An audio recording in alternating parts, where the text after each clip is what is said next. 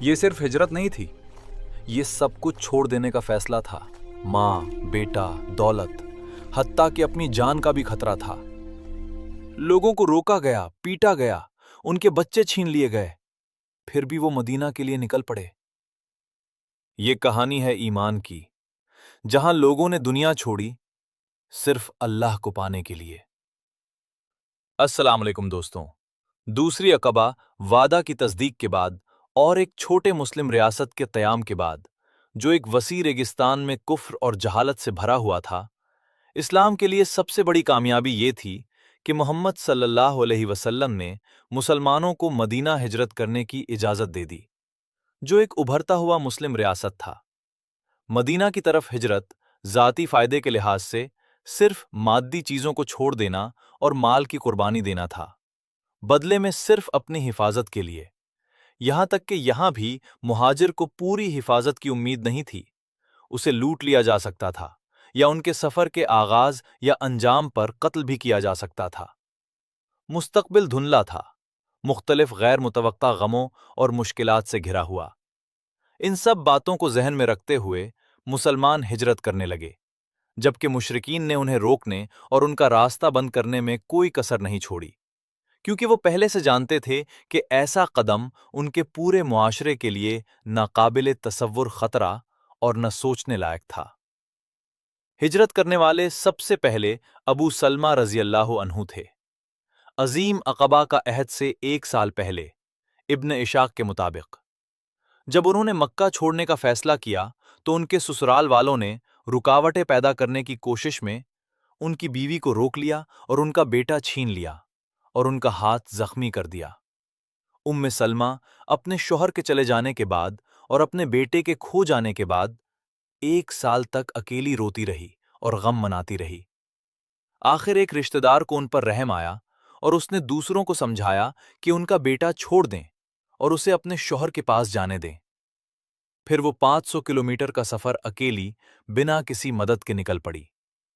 अत्तनईम नाम के मकाम पर उस्मान बिन तलहा उनसे मिले और उन्होंने मदीना तक साथ चलने की पेशकश की।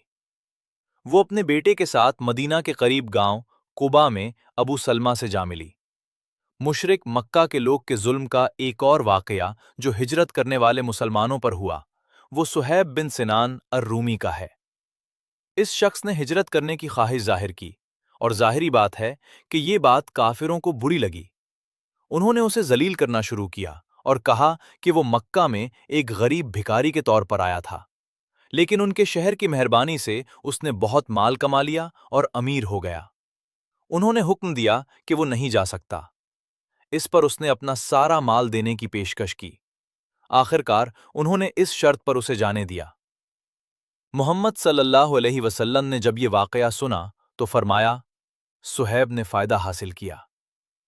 फिर उमर बिन अल खत्ताब, अय्याश बिन अबी रबीह और हिशाम बिन अल आसी बिन वाइल का वाकया है, जिन्होंने एक जगह पर सुबह मिलकर मदीना के लिए निकलने का फैसला किया। उमर रजी अल्लाह अन्हु और अय्याश रजी अल्लाह अन्हु तो आ गए, लेकिन हिशाम को मक्का के लोग ने रोक लिया।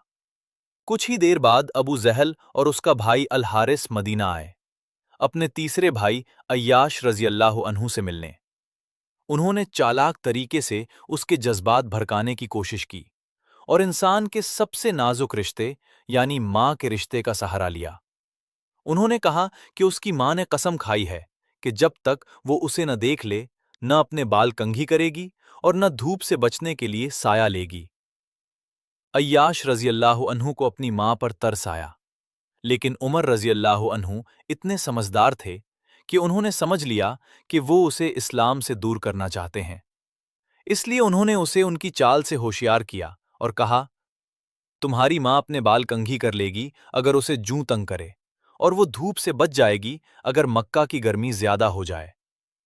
इन बातों के बावजूद अय्याश रजी अल्लाह अन्हु अपनी माँ से मिलने के लिए तैयार हो गए, तो उमर रजी अल्लाह अन्हु ने उन्हें अपना ऊंट दिया, जो सीधा और फर्मा बरदार था, और कहा कि उस पर सवार रहना, क्योंकि अगर कोई शक हो तो वो तुम्हें बचा लेगा। फिर तीनों मक्का की तरफ रवाना हुए। जब वो कुछ फासला तय कर चुके तो अबू जहल ने अपने ऊंट की शिकायत की और अय्याश रजी अल्लाह अन्हु से कहा कि उसे अपने ऊंट पर पीछे बिठाए। जैसे ही वो नीचे उतरे, दोनों मुशरिक उस पर टूट पड़े और उसे बांध लिया। फिर उसे मक्का ले गए और लोगों से कहते रहे कि बेवकूफों के साथ भी ऐसा ही करो।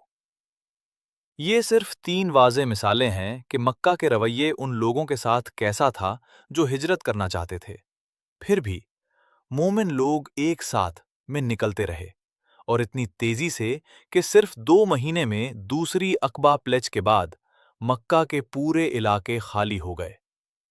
मोहम्मद सल्लल्लाहु अलैहि वसल्लम के लगभग तमाम साथी अपनी नई जगह हिजरत कर गए, सिवाय अबू बकर रज़ी अल्लाहु अन्हु, अली रज़ी अल्लाहु अन्हु और मोहम्मद सल्लल्लाहु अलैहि वसल्लम खुद, और वो लोग जो कैद में थे या निकल नहीं पा रहे थे। मोहम्मद सल्लल्लाहु अलैहि वसल्लम ने अबू बकर रज़ी अल्लाहु अन्हु और अली रज़ी अल्लाहु अन्हु के साथ मिलकर हिजरत की पूरी तैयारी कर ली थी, लेकिन वो अपने रब के हुक्म का इंतजार कर रहे थे। अल बुखारी ने आयशा रज़ी अल्लाहु अन्हा से रिवायत किया है कि अल्लाह के रसूल ने मुसलमानों को बताया, एक ख्वाब में मुझे तुम्हारी हिजरत की जगह दिखाई गई है, खजूर के दरख्तों वाली जमीन जो 2 पहाड़ों के दरमियान है।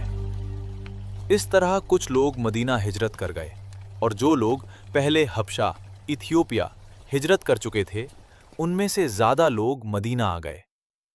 अबू बकर रज़ी अल्लाहु अन्हु ने भी मदीना जाने की तैयारी की, लेकिन अल्लाह के रसूल ने उनसे कहा, थोड़ा इंतज़ार करो, मुझे उम्मीद है कि मुझे भी हिजरत की इजाज़त दी जाएगी। अबू बकर रज़ी अल्लाहु अन्हु ने पूछा, क्या आपको इसकी उम्मीद है? आपने हाँ में जवाब दिया। इसलिए अबू बकर रज़ी अल्लाहु अन्हु ने अल्लाह के रसूल के साथ रहने के लिए अपनी हिजरत रोक ली। उन्होंने 2 ऊँटनियों को 4 महीने तक समूर के दरख्त के पत्तों से चराया। दोस्तों, अगर ये कहानी आपको पसंद आई हो और आपकी आंखों में भी आंसू आए हो, तो वीडियो को लाइक करें, अपने दोस्तों के साथ शेयर करें और ऐसे ही इस्लामिक और इंस्पायरिंग स्टोरीज के लिए चैनल इस्लामिक विरासत ऑफिशियल को सब्सक्राइब करना बिल्कुल ना भूलें। अल्लाह आपको जज़ाए खैर दे। आमीन। अल्लाह हाफ़िज़।